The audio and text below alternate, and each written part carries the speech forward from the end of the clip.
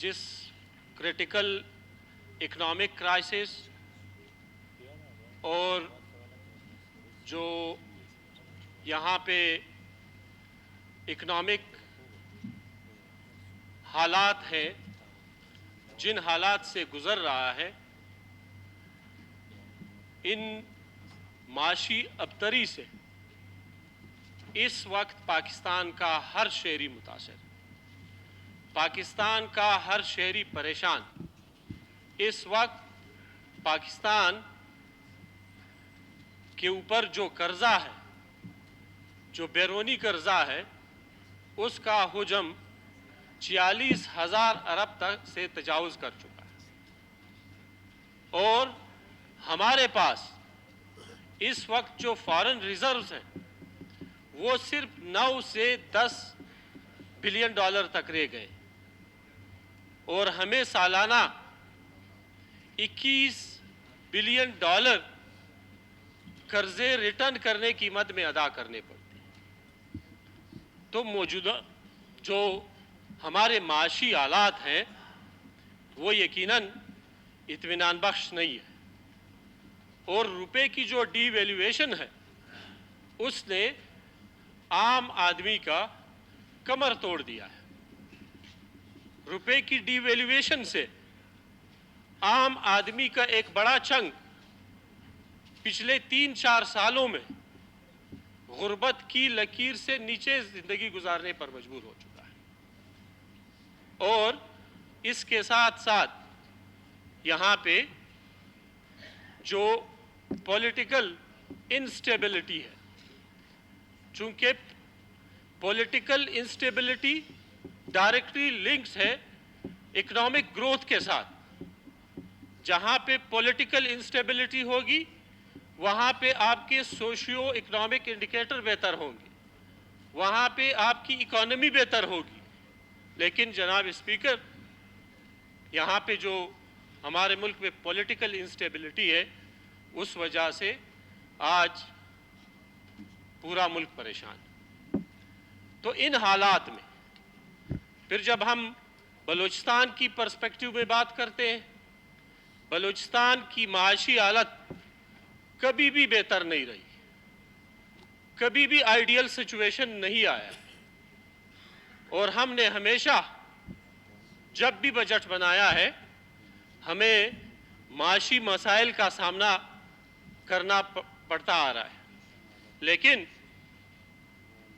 इस वक्त जो माशी हालात हैं, इन हालात में बजट बनाना यकीनन एक मुश्किल काम था। And credit goes to CM Balochistan Mir Sarfaraz Bugti and his financial team, honourable minister finance, honourable minister PND, secretary finance और उसके ओवरऑल जो टीम है कि उन्होंने इतने माशी जो हमारी अबतरी है इसमें एक बैलेंस्ड, एक अवाम दोस्त और एक विजनरी बजट दिया।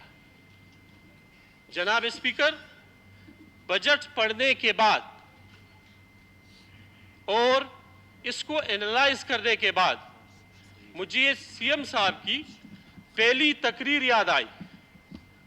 सीएम साहब जब कायदे ऐवान मुंतखब हुए उस वक्त सीएम साहब ने अपने स्पीच में 3 चीज़ों का जिक्र किया कि बलूचिस्तान को इस वक्त 3 मेजर चैलेंजेस का सामना है। उसमें सबसे इंपॉर्टेंट जो है वो गवर्नेंस का इशू है और जब तक गवर्नेंस का इशू ठीक नहीं होगा आप 200 या 250 अरब की पीएसडीपी तो छोड़े, आप 2000 अरब की पीएसडीपी लाएं, आपको ग्राउंड पे कुछ नजर नहीं आए।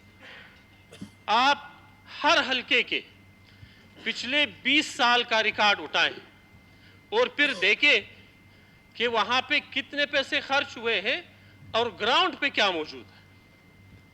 आज हर डिस्ट्रिक्ट के हालात हमारे सामने, वहां पे इंफ्रास्ट्रक्चर का क्या हाल है, वहां पे हेल्थ केयर सिस्टम का क्या हाल है, वहां पे एजुकेशन सिस्टम का क्या हाल है। These all are because of the bad governance. اور گورننس پہ آج تک کسی حکومت نے توجہ نہیں کی، اور گورننس کی وجہ سے آج ہم تعلیمی میدان میں پیچھے رہ گئے۔ آج ہمارا تعلیمی نظام، میں تو کہتا ہوں کہ ہمارا ایجوکیشنل سسٹم یا ہمارا جو ایجوکیشن کا ماڈل ہے، دیٹ از ناٹ ورکنگ۔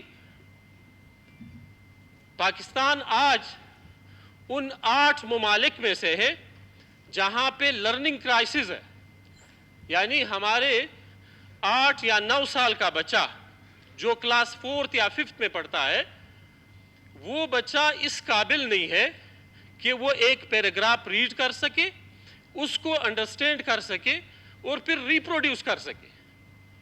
یہ ہمارا تعلیمی نظام ہے۔ 28 لاکھ بچے اس وقت آؤٹ آف سکول ہیں، اور جو ایگزسٹنگ ہمارے سکول ہیں ان کی حالت تمام ممبر بخوبی جانتے ہیں۔ 53% ایسے سکولز ہیں جہاں پہ سیف ڈرنکنگ واٹر کی فیسلٹی نہیں ہے۔ 43% UN کی رپورٹ ہے سکولز ایسے ہیں جہاں پہ بجلی کی سہولت موجود نہیں ہے۔ اب اگر ہم پچھلے 15 سال کا ریکارڈ اٹھائیں تو بجلی کی مد میں بھی پیسے خرچ ہوئے ہوں گے، پانی کی مد میں بھی پیسے خرچ ہوئے ہوں گے، چار دیواری کی مد میں بھی پیسے خرچ ہوئے ہوں گے، اور ٹوائلٹ 57% ایسے سکول ہیں جہاں پہ ٹوائلٹ فیسلٹی نہیں ہے۔ آج ایک گورنمنٹ سکول کا استاد اپنے بچے کو صبح موٹر سائیکل پہ بٹھا کے خود پرائیویٹ سکول میں اس کو داخل کر کے پرائیویٹ سکول میں پہنچاتا ہے، اور پھر آ کے اپنے جو سرکاری سکول میں اس کی ڈیوٹی ہے وہاں پہ اپنی ڈیوٹی سر انجام دیتا ہے۔ آج جب ایک استاد اس ایجوکیشنل سسٹم سے مطمئن نہیں ہے، آج جب ہمارا ڈاکٹر، ہمارا عام شہری اس ایجوکیشنل سسٹم جس پہ ہم اربوں روپے خرچ کر چکے ہیں اور خرچ کر رہے ہیں، اس سے مطمئن ہی نہیں ہے، وہ گزارا کر کے بچے کو اس لیے پرائیویٹ سکول میں داخل کر رہا ہے کہ وہ دیکھتا ہے کہ یہاں کے سٹینڈرڈ اور وہاں کے سٹینڈرڈ میں فرق ہے۔ دس از ریئلی الارمنگ، اور اس کے بارے میں ہماری ذمہ داری بنتی ہے، ہم کو سوچنا ہوگا، ہم سب کو سوچنا ہوگا اس حوالے سے۔ اس سے پہلے جو کچھ بھی ہوا ہے وہ ہمارے سامنے، ہماری حکومت میں مجھے بہت افسوس ہوا کہ کسی بھی نے سی ایم صاحب کو اس چیز پہ مبارکباد نہیں دی کہ this is for the first time آپ کا ایجوکیشن کا بجٹ ڈبل ڈیجٹ میں چلا گیا ہے، 12% تک پہنچا ہے۔ سارے ممبرز کو چاہیے تھا کہ سی ایم صاحب کو مبارکباد دیتے کہ آپ نے جہاں پہ بھی کٹ لگایا ہے آپ نے ایجوکیشن کو پریارٹی دی ہے۔ جناب اسپیکر، قومیں تعلیم سے بنتی ہے۔ آج جو دنیا کے ترقی یافتہ ممالک ہیں انہوں نے اپنی تمام توانائیاں تعلیم پہ صرف کی ہے۔ آج وہ ترقی یافتہ ہیں، آج علاج کرنے کے لیے ہم وہاں جاتے ہیں، آج پڑھنے کے لیے ہماری کوشش ہوتی ہے کہ ہمارے بچے وہاں پہ پڑھیں۔ تو ہم کب اس سسٹم کو ٹھیک کریں گے؟ ہم کب کوشش کریں گے کہ ہمارا جو بجٹ ہے وہ بہتر انداز میں خرچ ہو؟ اس کے لیے سی ایم صاحب کا جو گورننس کا ماڈل ہے، سی ایم صاحب سے میری گزارش ہے کہ جو گورننس کا ماڈل اس نے انٹروڈیوس کیا، تمام جتنے بھی کیبنٹ ممبرز ہیں ان کو باقاعدہ لکھا گیا ہے، ڈائریکشنز دی گئی ہے، اور اس کے بعد ان سے باقاعدہ محکمے کی کارکردگی کے بارے میں پوچھا جا رہا ہے۔ انشاءاللہ دیٹ ول ورک۔ آپ دیکھیں گے کہ بلوچستان میں تبدیلی آئے گی۔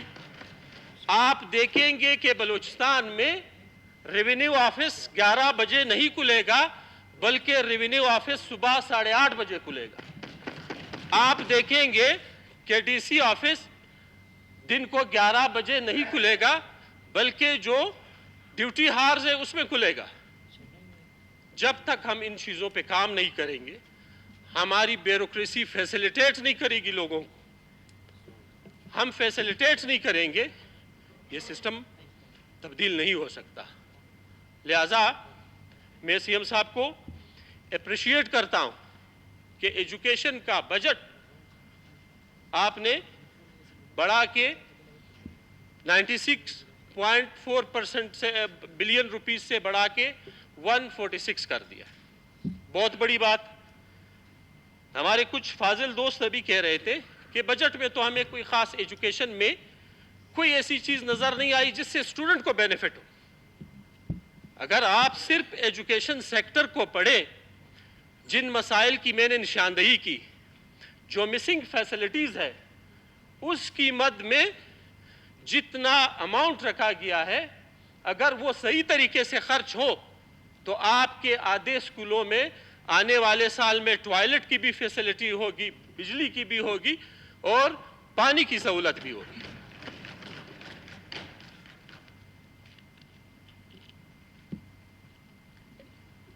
और इसी के साथ साथ आउट ऑफ स्कूल चिल्ड्रन मसला है, हम सब डिस्कस करते हैं, लेकिन इसके लिए आज तक काम नहीं हुआ है। पहली मर्तबा सीएम साहब ने 200 billion out of school children के लिए रखे हैं, और यही तरीका है कि आपने इन्वेस्टमेंट की है, आपने पैसे लगाए, आप स्कूल को अट्रैक्टिव बनाएंगे, मिसिंग फैसिलिटीज खत्म होगी, बच्चे खुद ब खुद आएंगे। हमारे उस्ताद, हम खुद अपने बच्चों को, जब तालीमी निज़ाम बेहतर होगा, हमारे बच्चे वहाँ पढ़ेंगे, एतमाद बढ़ेगा, तो उस्ताद भी स्कूल ड्यूटी देने आएगा, स्टूडेंट्स भी आएंगे। इसके साथ साथ स्कॉलरशिप की मद में जो पैसे रखे गए, बेनज़ीर शहीद स्कॉलरशिप इंट्रोड्यूस कराया गया है पहली मर्तबा बलूचिस्तान में। यानी हम सोच भी नहीं सकते थे कि हमारा भाई, हमारा बेटा कोई भी जाके बाहर गवर्नमेंट ऑफ बलूचिस्तान के खर्चे पे पीएचडी करे। आज हमारे जवान इंशाल्लाह एक्सपोर्ट पीएचडी करने जाएंगे। ये छोटी बात नहीं है, ये बहुत बड़ी बात है। इन चीज़ों की प्रोजेक्शन नहीं हुई है। इससे पहले जो हुकूमतें थी उन्होंने काम इतने नहीं किए जितने प्रोजेक्शन हुए। लेकिन हमारे जो इन 3 महीनों का हनीमून पीरियड है, इसमें सीएम साहब ने जो पॉलिसी दी है, जो गाइडलाइन दिया है, जो पहला बजट दिया है, आप कंपेयर कर ले। मैं चैलेंज करता हूं बाकी उनके साथ जो बजट्स हैं, ये सबसे आपको आइडियल बजट मिलेगा। नामसाइद हालात में आइडियल बजट। टेक्निकल एजुकेशन की बात हुई, इसमें कोई शक नहीं है कि गवर्नमेंट के पास रिसोर्सेज नहीं है, ना ही गवर्नमेंट इतनी ज़्यादा जॉब क्रिएट कर सकती है कि वो हर एजुकेटेड यहाँ पे जो हमारा नौजवान है उसको नौकरी दे। उसके लिए हमें प्राइवेट सेक्टर्स को इम्प्रूव करना पड़ेगा, हमें एग्रीकल्चर को इम्प्रूव करना पड़ेगा, हमें लाइव स्टॉक को इम्प्रूव करना पड़ेगा। और इसके लिए जो है सीएम बलूचिस्तान ने बाकायदा लाइव स्टॉक में और एग्रीकल्चर में जो है वो रकम रखी है। बी टिवटा यूरोपियन यूनियन के ताउन से 7 बिलियन रुपीस, 7 अरब रुपए पड़े हैं, जिनसे हमारे लाखों नौजवानों को हम टेक्निकली ट्रेन करेंगे और फिर हम इनको लाइजान करेंगे। हम डिफरेंट मुमालिक में जहाँ पे स्किल्ड लेबर की या स्किल्ड लोगों की जो हमारा एजुकेटेड लाट है, वहाँ पे उनके लिए अपॉर्चुनिटीज़ हंट करेंगे और इन नौजवानों को बाहर भेजेंगे, बाइज्जत रोज़गार होगा और रिमिटेंसेस की मद में पाकिस्तान को बहुत ज़्यादा पैसे मिलेंगे। यानी आज तक किसी गवर्नमेंट ने इस चीज़ को देखा ही नहीं, महसूस नहीं किया कि हम बलूचिस्तान के नौजवानों के लिए क्या करने जा या हम क्या कर सकते हैं। मुझे गिला है तमाम पॉलिटिकल पार्टी से कि नौजवानों की बात तो सब करते हैं, लेकिन आज तक यूथ पॉलिसी बनी ही नहीं। یعنی you don't have a road map for your youth. جب آپ کے پاس کوئی روڈ میپ نہیں ہے نوجوانوں کے لیے, جب آپ کے پاس کوئی گائیڈ لائن نہیں ہے, جب آپ کو یہ گائیڈ لائن آپ کے پاس نہیں ہے کہ ہم نے یوتھ کے ایجوکیشن کے لیے کیا کرنا ہے, ہیلتھ کے لیے کیا کرنا ہے, ان کی جاب سیکیورٹی کے لیے کیا کرنا ہے, that all comes in youth policy. And الحمدللہ سی ایم بلوچستان کو یہ کریڈٹ جاتا ہے کہ پہلی مرتبہ یوتھ پالیسی ٹیبل ہونے جا رہی ہے. اور میں نے اپنے الیکشن کیمپین میں نوجوانوں سے یہ وعدہ کیا تھا کہ انشاءاللہ ہم یوتھ پالیسی بنانے جا رہے ہیں جس کے بہت دور رس نتائج ہوں گے. ہم وہ واحد صوبہ ہے جس نے یوتھ پالیسی نہیں بنائی, اور الحمدللہ اسی طرح کلائمیٹ چینج, سی ایم صاحب نے اس چیز کو باقاعدہ اپنی جو بلوچستان کو چیلنجز ہے, 2022 میں جو فلڈ آیا اس فلڈ میں 700 بلین کا نقصان ہوا بلوچستان میں. آپ کا انفراسٹرکچر تباہ ہوا, آپ کے ڈسکنیکٹیوٹی آئی, اور میں یہاں اپریشیٹ کرتا ہوں پی ڈی ایم اے بلوچستان کو کہ ہمیشہ جب بھی کوئی ڈیزاسٹر آیا ہے, جب بھی کوئی کلیمٹی آئی ہے, تو اس جو پرومپٹ رسپانس, جو ایفیشنسی پی ڈی ایم اے نے اپنے لمیٹڈ ریسورسز میں دکھائی ہے, اس کے سب بلوچستان کے لوگ گواہ ہیں. اور میں سی ایم صاحب کا شکریہ ادا کرتا ہوں کہ پی ڈی ایم اے کے جو فنڈز ہیں وہ انہانس کیے ہیں, لیکن ضرورت اس بات کی ہے کہ ہم ڈسٹرکٹ لیول پہ, ڈویژن لیول پہ, کیونکہ ہماری جو بلوچستان ایک واسٹ پروونس ہے, کیلیمٹی میں جب بھی کوئی ڈسکنیکٹیوٹی یا کوئی برج یا کوئی بھی لینڈ سلائیڈنگ ہو جاتی ہے, اس وقت پھر وہاں پہ ریلیف گڈز پہنچانا, وہاں پہ ریسکیو آپریشن ہمارے لیے مشکل ہو جاتا ہے. تو ضرورت اس بات کی ہے کہ جو میجر چیلنجز ہیں ہم اس طرف اپنے فنڈز جو ہے اس طرف موو کر دیں. کچھ نہیں ہوگا اگر بلوچستان میں 5 سال نالیاں نہ بنے. میں حلفاً کہتا ہوں کہ جو میری کانسٹیچوئنسی ہے اس میں ہر جو گلی ہے, ہر روڈ 3 4 مرتبہ بنا ہے. There is no quality check on the construction. آپ کا کوئی چیک اینڈ بیلنس سسٹم ہی نہیں ہے, آپ کے روڈ کا کوئی لائف ہی نہیں ہے. آپ دنیا کا نظام دیکھیے, اپنا دیکھیے. آپ پلاننگ کریں گے, آپ جو کنٹریکٹر ہائر کریں گے, اس روڈ کی لائف نہیں ہوگی, اس کنسٹرکشن کا, اس انفراسٹرکچر کا اگر لائف نہیں ہوگا تو یہ تو پلاننگ نہیں ہوئی. تو ہم اپنے پیسے ضائع کر رہے ہیں. ہم صرف, یعنی میرا پہلا بجٹ سپیچ ہے اور پہلا بجٹ ہے, میں نے جو آبزرو کیا کہ جب جیسے ہی پی ایس ٹی پی بک آیا سارے دوست کنگالنے لگے کہ میری کون سی اسکیمیں آئی ہے, کون سی نہیں.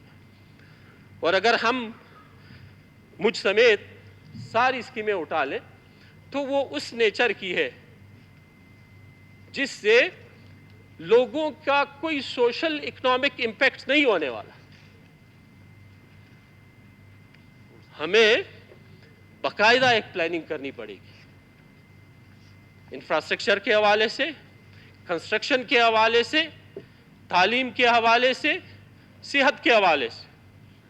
آج یعنی ہمیں افسوس سے کہنا پڑتا ہے کہ جب بھی یہاں پہ کوئی کانگو کا نام سنتا ہے, کانگو ایک عام بیماری ہے, لیکن یہاں پہ جب کوئی بھی کانگو کا ایک کیس رپورٹ ہوتا ہے پریشانی ہو جاتی ہے. آیا ہمارے ہیلتھ کیئر سسٹم اتنا بیٹھ گیا ہے کہ ہم کانگو کا علاج نہیں کر سکتے؟ اس کے لیے علاج کیا ہے؟ آئسولیشن وارڈز بنانے. آئسولیشن وارڈز اگر ہے, ان کی حالت آپ دیکھیں. یہ ان حکومتوں کی ذمہ داری تھی جو ہم سے پہلے تھے,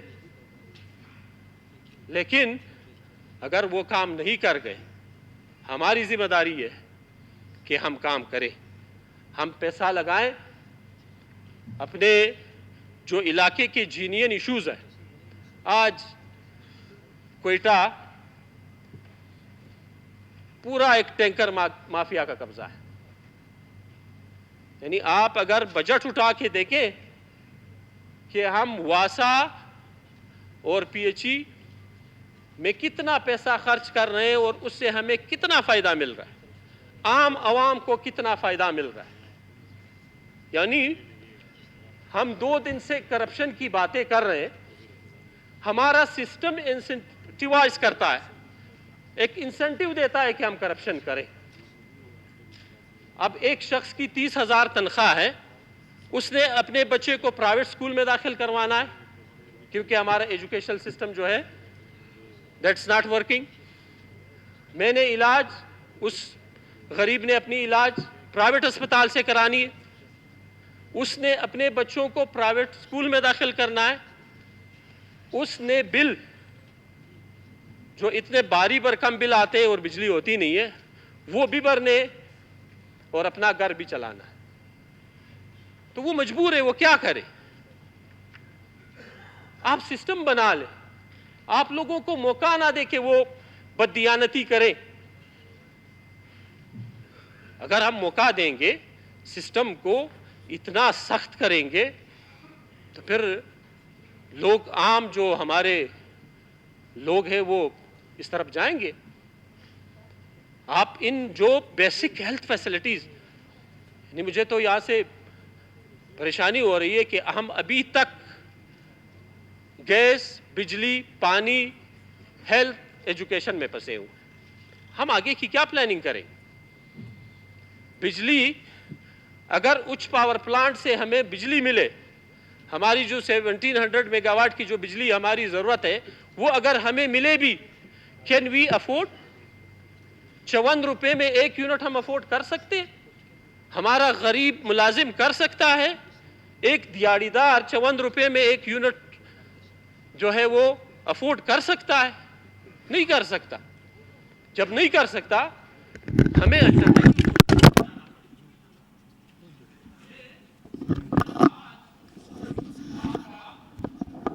جو بجلی کا نظام ہے، آپ کیسکو چیف کو ہم نے یہاں پہ، یعنی آنریبل اسپیکر نے کئی مرتبہ یہاں پہ بلایا، لیکن اس بلانے کا 1% بھی فائدہ نہیں ہوا. اگر آپ کا بل نہیں ہے جمع، وہ کاٹتے ہیں، لیکن بجلی آپ کو 2-3 گھنٹے ملتی ہے. 15 سے 20 ہزار آپ کا بل ضروری آتا ہے. اس کے اوپر کوئی چیک اینڈ بیلنس سسٹم نہیں ہے. ہمارا مانیٹرنگ اینڈ ایویلویشن سسٹم ہی نہیں ہے. اگر ہے وہ کام ہی نہیں کر رہا. جب سزا اور جزا کا نظام ختم ہو جاتا ہے پھر یہی سچویشن ہوگی جس طرح یہ ہے. لہذا میں کلائمیٹ چینج ہے، لائف سٹاک ہے، سارے دوستوں کو پتا ہے. میں نے ایجوکیشن کو اس لیے فوکس کیا کیونکہ سی ایم صاحب نے جو انیشیٹیوز رکھے ہیں اس کے لیے یہ پہلی مرتبہ ہوئے. اس مرتبہ اگر پورے بجٹ کا 12% ہے تو نیکسٹ 13-14 پہ چلا جائے گا. یہ ریورس نہیں ہوگا، یہ آگے جاتا جائے گا. اور انشاءاللہ ہم جتنا انویسٹ کریں گے ایجوکیشن میں اس کے جو ہے پازیٹیو ہمارے امپیکٹس ہوں گے. میں ایک مرتبہ پھر سی ایم بلوچستان اور اس کی فائنینشیل ٹیم کا مبارکباد دیتا ہوں ایک بہترین بجٹ پیش کرنے. Thank you very much.